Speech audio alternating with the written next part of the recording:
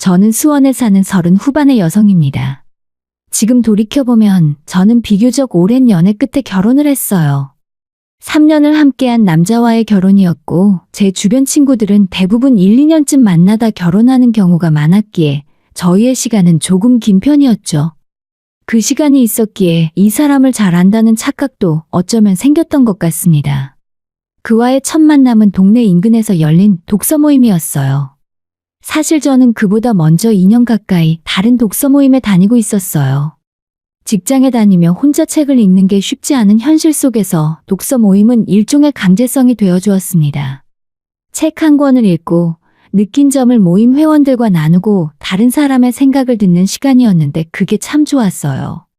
오랜만에 독서 모임에 나갔던 날, 새로운 얼굴들이 꽤 보였습니다. 그중 한 사람이 나중에 제 남편이 될 그 사람이었죠.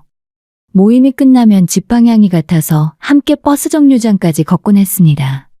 그 길 위에서 우리는 많은 이야기를 나누었어요. 아, 공무원이시구나. 멋있으시네요. 그다지 멋있진 않지만 감사합니다. 그는 공무원 시험에 막 합격해 근무를 시작한 참이었고 인서울 좋은 대학교를 나왔으며 나이는 저보다 3살 위였습니다. 이야기를 나눌수록 잘 통한다는 생각이 들었어요. 연애는 왜 안 하느냐는 질문에 그는 이렇게 말했습니다. 안 하는 게 아니라 못한 거죠. 공무원 시험 준비에 적응하는데 시간이 없었거든요. 여자친구가 없다는 걸 확인한 제가 며칠 후에 그 남자에게 이렇게 말했죠. 이제부터 나랑 연애해요. 그 고백은 제 인생 처음으로 제가 먼저 한 고백이었습니다. 사실 저희는 이전부터 썸인지 아닌지 모를 애매한 사이가 계속되었고 모임이 없는 날에도 매일 연락을 하게 된 지 오래였어요. 그는 조금 서툴렀고 연애 경험도 많지 않았지만 그만큼 더 진심이 느껴졌습니다. 저는 그 사람의 최선을 다하려는 마음을 사랑하게 되었죠. 우리는 3년 동안 연애를 했습니다. 그 시간 동안 참 많이 웃고 많이 싸우고 또 많이 사랑했습니다. 연애 2년쯤 되었을 때 문득 물었습니다. 오빠는 결혼하면 어떻게 살고 싶어? 잠시 망설이던 그가 조심스럽게 말했죠. 내 꿈은 세상에서 제일 가정적인 남편이 되는 거야. 내가 잘하면 아내도 잘해줄 거라 믿거든. 그 말이 어쩌면 당연하면서도 살면서 처음 들어볼 정도로 참 낯설었습니다. 대부분은 결혼 후에 하고 싶은 일이나 배우자에게 바라는 것들을 말하곤 하잖아요. 그런데 그는 자신이 해줄 수 있는 걸 이야기하더군요. 그 순간, 이 사람과 결혼해도 괜찮겠다는 마음이 처음 들었습니다. 흔하지 않은 사람이구나 하고요. 그 뒤로 결혼 이야기는 자연스럽게 이어졌습니다. 누가 먼저랄 것도 없이 일상 속 대화처럼 스며든 결정이었죠. 양가 부모님께 인사를 드리러 갔고 시어머니와 5살 어린 예비 시누이도 만났습니다. 솔직히 걱정이 많았어요. 주변 친구들의 좋지 않은 경험담도 듣다 보니 전날 밤은 잠도 설쳤죠. 하지만 막상 마주한 예비 시댁 식구들은 생각보다 평범하고 따뜻한 분들이었습니다. 시어머니는 활달하고 말씀이 많으셨고 시누이도 시간이 지날수록 먼저 말을 걸며 웃어주었어요. 남자친구의 아버지는 그가 고등학교 2학년 때 돌아가셨다고 했습니다. 그래서일까요? 그는 집안의 가장이라는 책임감 속에서 어머니와 여동생을 늘 챙기며 살아왔다고 했어요. 그 모습이 참 든든하게 느껴졌습니다. 이제는 저희 집에 인사를 드릴 차례였어요. 저희 부모님은 늘 딸이 고생할까봐 걱정이 많으셨죠. 남자친구를 만나기 전부터 하시던 말씀이 있었습니다. 세상에 널린 게 남잔데 왜 굳이 어려운 집안이랑 결혼하려 하니? 그 말이 서운하지는 않았습니다. 부모님의 걱정도 나름대로 이해가 되거든요. 딸이 평탄한 길을 가길 바라는 마음, 그건 어느 부모나 같을 테니까요. 하지만 잘 사는 사람은 많아도 이 사람처럼 나와 잘 맞고 진심으로 대해주는 사람은 없겠다는 확신이 더 컸습니다. 그래서 결국 제 고집을 꺾지 않았고 결국엔 부모님의 허락을 받아 결혼을 하게 되었죠.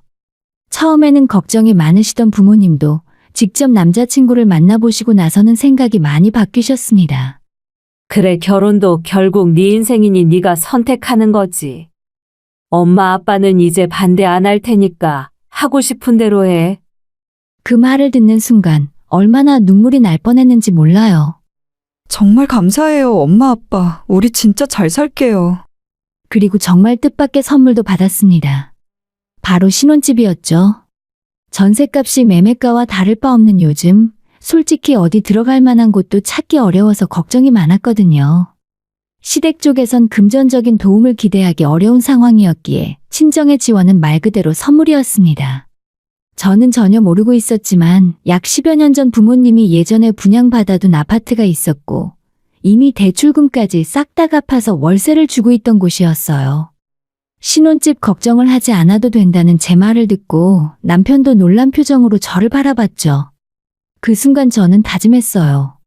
우리가 행복하게 서로 아끼며 잘 사는 것이 부모님께 드릴 수 있는 가장 큰 보답이라고요. 그렇게 우리는 결혼을 하자마자 33평 아파트에 둥지를 틀었습니다. 처음엔 정말 꿈만 같았어요. 퇴근 후엔 장을 보고 함께 운동도 하고 주말이면 근교로 드라이브도 다녔죠. 집안 가구 배치 하나에도 신경을 쓰며 함께 웃고 고민했어요. 아, 이런 게 진짜 행복이구나. 그땐 그렇게 생각했어요. 하지만 그 소소하고도 깊은 행복은 길게 이어지지 않았습니다. 결혼 1년쯤 되었을 무렵 남편은 조금씩 변해갔습니다. 어쩌면 그게 원래의 모습이었는지도 모르죠. 사소한 것부터 틀어지기 시작했습니다. 여보, 쓰레기 좀 버리고 와. 나 좀 쉬다가 할게. 1시간 전에도 그 말 했잖아. 빨리 갔다 와. 아, 나 일하고 와서 너무 피곤한데. 결혼 전 우리 둘 다 맞벌이를 하기에 집안일은 공평하게 나누자고 약속했었습니다. 저는 중견기업의 총무팀에서 근무 중이었고 남편도 공무원으로 일하고 있었죠. 그래서 우리는 자연스럽게 집안일에서 역할을 나눴습니다. 제가 요리를 하면 남편이 설거지를 하고 제가 빨래를 하면 남편이 청소기를 돌리는 식이었죠. 그리고 쓰레기나 재활용을 정리하는 건 제 몫이고 그것을 버리는 건 남편의 몫이었습니다. 하지만 남편은 점점 자기가 해야 하는 집안일에 무심해졌어요. 퇴근하면 피곤하다는 이유로 미루고 또 미루던 일이 어느새 당연해졌고 결국은 참다 못해 제가 버리는 날도 있었어요. 아, 그놈의 쓰레기는 진짜 왜 이렇게 많이 나와? 이런 말을 들으면 참 씁쓸했죠. 사람이 살다 보면 쓰레기는 당연히 나오는 건데 그걸 치우는 게 억울하다는 듯한 태도는 아무리 이해하려 해도 이해되지 않았습니다. 그리고 그것은 시작에 불과했어요. 여보, 나 집안일 하고 있으니까 거실이랑 안방에 청소기 좀 돌려. 어제 돌렸잖아. 깨끗한데 뭐하러 해? 아까 거실에서 내 발에 뭐가 밟혔어. 당신 손발톱 같은데. 남편은 예전엔 먼지 하나에도 민감하던 사람이었습니다. 비염 있는 저를 위해 하루에도 몇 번씩 청소기를 돌리던 사람이었는데 이제는 그런 모습이 전혀 보이지 않더라고요. 당신은 나랑 노동 강도가 다르잖아. 나는 하루 종일 진상 민원인이랑 싸워야 한다고. 언젠가부터 남편은 자신의 일이 더 힘들다고 느끼고 있었던 것 같아요. 같은 맞벌이라도 남자의 사회생활은 여자보다 더 고되다고 생각했었죠. 결혼 전에는 전혀 느끼지 못했던 생각이었는데 그건 결혼하고 나서 알게 된 남편의 진심이었습니다. 그러면서도 요구는 점점 많아졌어요. 오늘은 외식하자. 냉장고가 텅 비었어. 아니면 배달시키든가. 배달? 그냥 당신이 밥 좀 금방 하면 안 돼? 나 김치찌개 먹고 싶어. 돼지고기 넣은 걸로. 문제는 집에 고기도 없고 재료도 없는 날이었단 거예요. 그럼 당신이 사오든가. 지금은 못 나가. 내일 해줄게. 난 오늘 집에서 아내가 해주는 밥 먹고 싶단 말이야. 요리를 하지도 않으면서 입맛은 까다롭고 매일 다른 찌개와 국을 원했습니다. 맞벌이하는 아내가 매일 다르게 차린다는 건 정말 힘든 일이에요. 그래도 저는 남편의 식성을 맞춰주려고 노력했습니다. 왜냐고요? 그렇게 하지 않으면 남편은 해줄 때까지 제 뒤를 졸졸 따라다니며 징징거리기 일쑤였습니다. 선배님이 제일 부러워요. 형수님이 매일같이 저녁을 차려주신다면서요? 저희 와이프는 집에서 노는데도 맨날 배달 시켜 먹자고 조르는데. 후배의 말에 남편은 아무렇지 않게 웃으며 맞장구를 쳤습니다. 너가 먼저 재수 씨한테 잘해야 재수 씨도 너한테 잘할 생각이 들지. 형수님은 요리 솜씨도 좋으시고요. 이건 뭐 반찬 가짓수가 몇 개예요? 형님 매일 이런 밥 드시는 거예요? 그날은 남편의 대학 후배가 집에 놀러 온 날이었습니다. 제가 몇 번 본 적 있는 후배였고 며칠 전부터 은근슬쩍 데려와도 되냐는 말을 흘리긴 했지만 하필 오늘일 줄은 몰랐습니다. 남편은 말도 없이 후배를 집에 데려왔고 후배는 미안하다며 고개를 숙였습니다. 남편이 억지로 끌고 왔다더군요. 당황스러웠지만 평소보다 조금 더 손을 봐서 몇 가지 요리를 서둘러 만들었습니다. 남편에게 눈빛으로 항의하듯 레이저를 쏘았지만 그는 아랑곳하지 않았습니다. 오히려 자랑을 하고 싶었겠죠. 집에서도 이렇게 잘 챙김받고 산다고. 와이프가 나를 너무 사랑하긴 해. 힘들지 말라고 말려도 굳이 1시간씩 요리를 해주거든. 나처럼 와이프한테 잘해야 서로 대접받고 사는 거지. 정말 듣다 못해 기가 막혔습니다. 전날 저녁 집안일로 다투었던 기억은 이미 그의 머릿속에서 지워진 것 같았어요. 그는 여기서 멈추지 않고 남의 부부 문제에 상담까지 해주며 유난을 떨었습니다. 체면과 이미지를 지나치게 중시하는 남편. 그는 점점 자기만의 이상적인 남편상에 빠져 있었고 현실 속 제 목소리는 점점 묻혀갔습니다. 그리고 남편이 유난히 소중히 여기는 또 하나의 존재가 있었죠. 바로 신우이였습니다. 어디가? 동생네 에어컨이 고장 났대. 그걸 당신이 어떻게 고치려고 가? 당신은 우리 집 선풍기도 못 고치잖아. 남편은 아무 말 없이 신우이 집으로 향했습니다. 밤 10시가 넘은 시간에. 그 집에는 뻔히 신우의 남편도 있는데 굳이 본인이 고치겠다며 나선 저희 남편이 이해되지 않았습니다. 이런 일이 한두 번도 아니었고요. 신우이가 감기 기운이 있다거나 장을 보기 힘들다는 말 한마디에 남편은 언제든 그 집으로 달려갔습니다. 정말 모르는 사람이 봤다면 제가 아니라 그쪽의 아내인가 싶을 정도였어요. 결혼 전에 저는 단순히 가족에 대한 정이 깊은 사람이구나 라고 생각했습니다. 하지만 그 정도가 지나치다는 걸 깨닫기까진 너무나도 오래 걸렸죠. 만약 결혼 전에 지금의 상황을 알았더라면 정말 고민 많이 했을 겁니다. 이제는 혹시 신우이와 의견 충돌이라도 생기면 남편이 과연 제 편을 들어줄까 하는 의문이 먼저 들었어요. 가족은 똘똘 뭉쳤지만 그 안에 저는 없었습니다. 그건 외롭고 낯선 일이었어요. 그리고 남편은 결혼을 한 뒤에 새로운 취미에 빠져 있었습니다. 바로 골프였어요.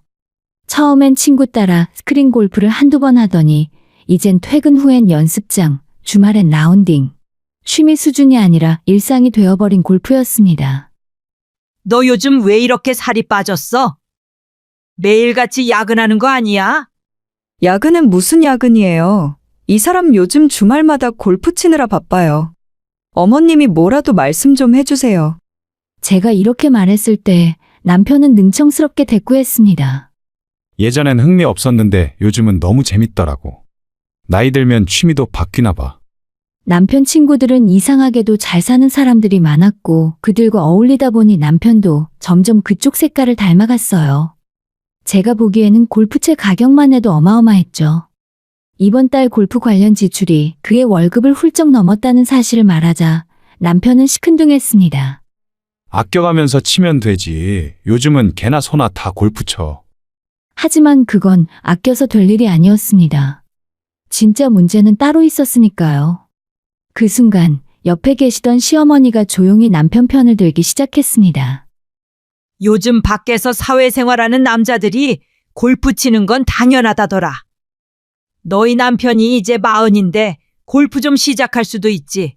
뭘 그런 걸 가지고 그렇게 남편을 잡아대고 있어?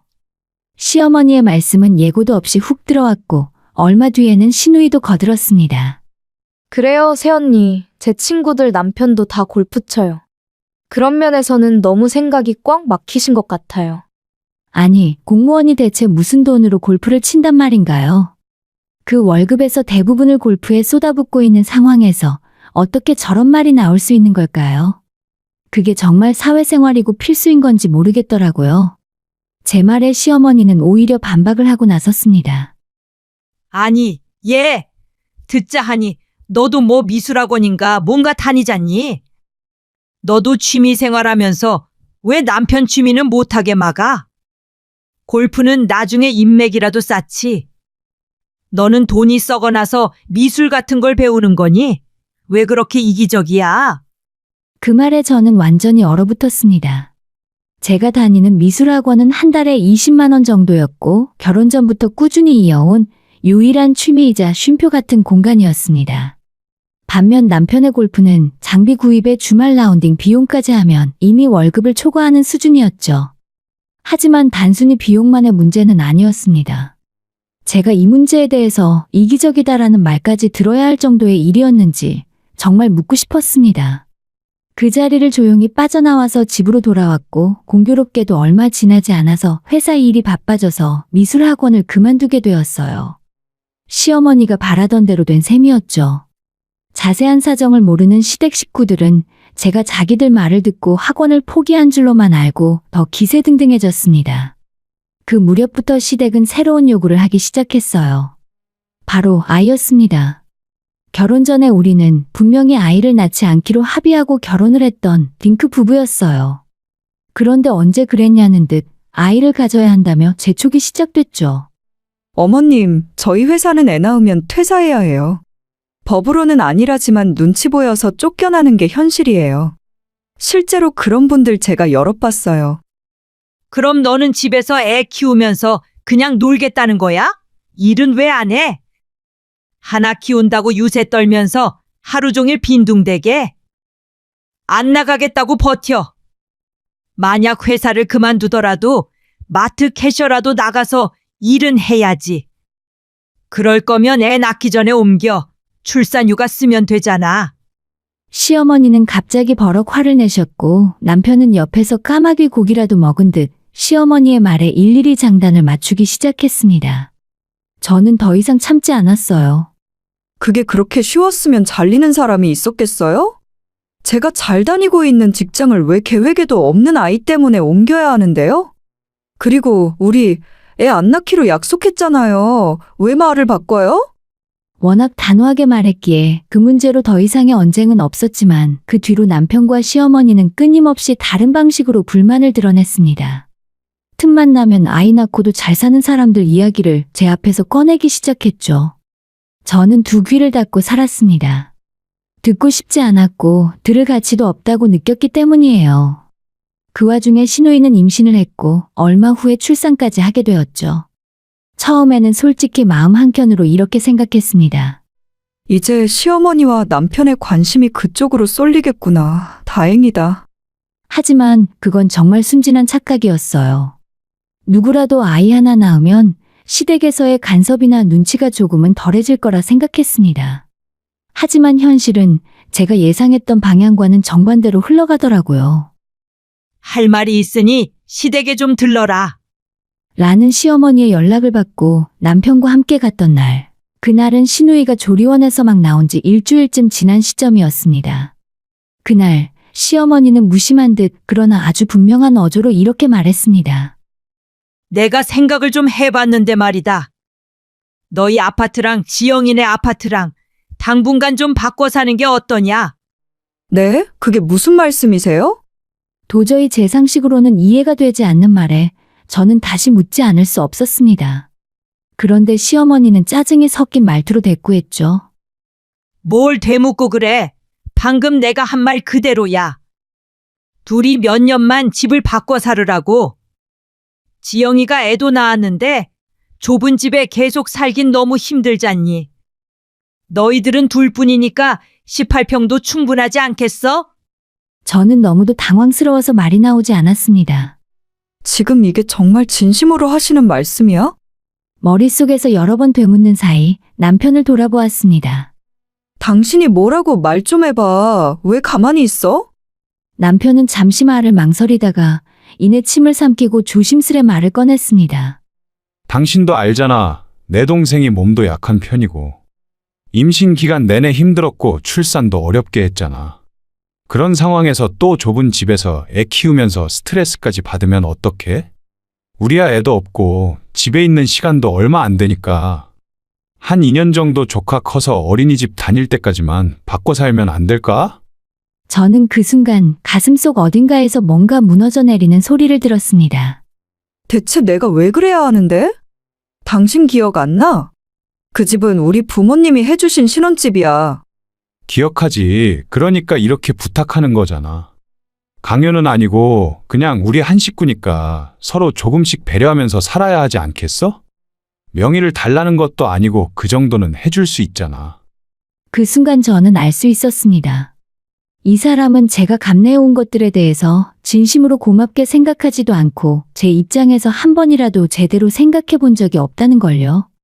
결혼 몇 년 만에 그 어떤 모욕보다도 더 참기 힘든 일이었습니다. 그 순간 저는 결심했습니다. 그래, 이 결혼 끝내야겠다. 하지만 그렇게 그냥 끝내고 싶진 않았습니다. 내가 겪었던 이 모든 황당하고 기막힌 일들 그 반의 반이라도 되돌려줘야겠다고 마음먹었습니다. 그날은 조금 생각해본다는 말로 상황을 마무리하고 아무 일 없었던 것처럼 다시 평소처럼 지내기 시작했습니다. 일주일쯤 지나서 저는 슬쩍 남편에게 이런 제안을 했습니다. 요즘 회사 사람들도 바쁘다며? 오랜만에 집에 초대해서 식사 한번 하지 않을래? 남편은 두 눈을 반짝이며 좋아했습니다. 본래 사람들을 집으로 불러서 먹이고 마시는 걸 유난히 좋아하는 성격이었죠. 저는 그를 위해 몇 번이고 요리를 해왔고 그게 너무 자연스럽게 반복되다 보니 이제는 손도 익은 상태였습니다. 이번에도 남편은 입이 귀에 걸리며 말했습니다. 좋지. 진짜 오랜만이다. 그럼 우리 팀 사람들 다 불러야지. 그렇게 남편은 아주 많은 사람들을 불렀고 저는 다시 평소처럼 부엌에 섰습니다. 하지만 이번 식사 자리는 그저 평범한 저녁 자리가 아니었습니다. 그날 저는 제가 지켜온 이 집이 누구의 것인지, 그리고 이 가정에서 제가 얼마나 없는 사람처럼 여겨졌는지를 모두에게 보여주고 싶었습니다. 그날은 제가 일부러 최대한 많은 사람을 초대하라고 남편에게 말했던 날이었습니다. 남편은 회식처럼 부서 사람들을 줄줄이 불러 모았고 저는 상다리가 휘어질 정도로 요리를 했습니다. 누구나 감탄했죠. 와, 이건 뭐 한정식집 수준이네요. 간단히 먹는다더니 저희가 너무 민폐 아닌가 몰라요. 제가 대답할 틈도 없이 남편이 나섰습니다. 아유, 제 처가 원래 요리하는 걸 워낙 좋아해요. 뭐 평소에도 이 정도는 먹습니다. 남편은 오늘 유난히 들떠 보였습니다. 그럴만도 했죠? 자신에게 죽고 못 사는 와이프 플러스 가정적인 남편 모습으로 오늘도 열심히 연극 중이었으니까요. 그런데 저는 더 이상 그 연극에 조연이 되고 싶지 않았습니다. 그래, 우리 선홍 씨 진짜 복 받은 사람이야. 세상에서 제일 부러워. 누군가가 그렇게 말하자 저는 웃으며 대답했습니다. 복 받긴 했죠. 세상 어느 남편이 맞벌이하는 와이프를 이렇게 부려먹겠어요? 제가 입을 열자 일순간 정적이 흘렀어요. 모두가 순간 숟가락을 멈춘 채 저를 바라보았습니다. 저는 마치 기다렸다는 듯 계속 말을 이어갔습니다. 원래 명절 지나면 이혼하는 부부들 많다잖아요? 그 심정, 이 사람이랑 살다 보니까 딱 알겠더라고요. 전 매일이 명절이에요. 남편은 당황해서 제 옷자락을 끌었고 헛기침과 물 마시는 소리가 여기저기서 들렸습니다. 그 속에서 저는 태연하게 웃으며 말했습니다. 저녁 안 해주면 징징대고 해주면 또 찌개네 고기네 메뉴 트집 잡고 차라리 치고받고 싸우는 게 낫지. 이제는 해달라는 거 그냥 해줘서 입을 막는 게 편하더라고요. 아니, 내가 언제? 얼마 전엔 고기 반찬 안 나왔다고 일주일 삐졌던 거 기억 안 나? 사람들은 더 이상 숟가락을 들지 않았습니다. 남편은 얼굴이 벌겋게 달아올라 있었고 저는 조용히 말을 마쳤습니다. 아무튼 제가 어제부터 힘들게 준비한 거니 다들 맛있게 드시고요. 저는 산책 좀 하고 오겠습니다. 그렇게 문을 닫고 나왔습니다. 10여 분쯤 지나자 핸드폰이 불이 날 듯 울렸고 집에 돌아오니 손님들은 이미 다 돌아간 후였습니다. 당신 제정신이야. 왜 사람들 앞에서 그런 말을 해? 내가 무슨 말을 했는데? 망신 주려고 작정했어? 어떻게 그렇게까지 할 수 있어? 나는 그냥 사실을 말했을 뿐인데 혹시 당신이 했던 일들이 남들한테 알려지면 망신살 뻗치는 일이었던 거야? 그 말에 남편은 허탈하게 가슴을 치며 소파에 앉아버렸습니다. 저는 속이 다 시원했습니다. 아니, 이제 겨우 시작이었어요. 며칠 뒤에 저는 친정에서 엄마의 골프채 세트를 가져왔습니다. 남편이 퇴근하고 들어오자마자 볼 수 있도록 거실 테이블 한복판에 당당하게 올려뒀죠. 이게 뭐야? 누구 거야? 내 거 중고로 싸게 나왔길래 샀어. 이제 나도 골프 좀 배워보려고. 남편은 입을 벌린 채 아무 말도 못했습니다. 당신이 그랬잖아. 요즘 골프를 안 치는 사람 없다고. 부부 동반 라운딩도 좋을 것 같아서 나도 이제 즐기면서 살아보려고. 그 골프채가 얼마나 고가인지 남편은 누구보다도 잘 알고 있었을 겁니다. 비록 제가 중고로 샀다고 둘러댔지만 그건 친정아버지가 엄마에게 큰 마음 먹고 사주던 비싼 브랜드였어요. 남편은 곧 지치겠지 하는 눈빛으로 저를 바라보았지만 저는 그의 예상을 보기 좋게 깨뜨렸습니다. 매일 연습장에 가고 주말엔 하루 3번, 이제는 개인 레슨했더니 결국 남편이 먼저 손을 들더군요. 나도 그만둘 테니까 당신도 그만둬 제발 좀. 왜? 난 지금 막 재밌어지려던 참인데? 당신은 지금까지 골프채만 몇 번을 바꾸면서 돈 펑펑 썼잖아. 왜 나한테만 그만두래? 알았어. 알았으니까 나도 그만둘게. 그토록 말려도 말을 듣지 않던 사람이 제가 똑같이 하자 고작 한 달도 못 돼서 꼬리를 내렸습니다. 어쩌면 남편에게 처음으로 제가 나도 사람이다라는 걸 보여준 순간이었는지도 모릅니다. 이렇게 쉬운 방법이 있었는데 왜 참고 살았나 싶더라고요. 남편이 집안일을 하지 않으면 저도 똑같이 했습니다.